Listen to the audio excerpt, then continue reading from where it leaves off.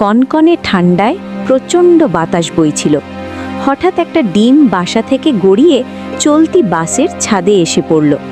বাসে থাকা যাত্রীরা রেগে গিয়ে ডিমটাকে তুলে বরফের দিকে ঠেলে ফেলে দিল। ডিমটা গড়িয়ে ঠান্ডা বরফে গিয়ে পড়ল। রাতের বেলা ডিমটা ঠান্ডায় জমে যায়। সকাল হতেই সূর্য উদয় হতে থাকে আর বরফ গলতে থাকে। তখনই একটা মুরগির নজর ডিমটার উপরে পড়ে। সে খুব দ্রুত ডিমটার কাছে এসে ধাক্কা দিয়ে ডিমটাকে নিজের বাসার দিকে নিয়ে যেতে থাকে। মুরগি সেটাকে তার পাখা দিয়ে লুকিয়ে তাপ দিতে থাকে আর খুব যত্ন নিয়ে সেটার দেখভাল করতে থাকে।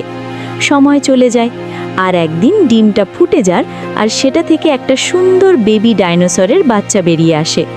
মুরগি সেটাকে নিজের বাচ্চার মতো পালতে থাকে, আর তখনই জঙ্গল থেকে একটা বড় মা ডাইনোসর দৌড়ে আসে আর বাচ্চাটাকে তার সাথে নিয়ে চলে যায়।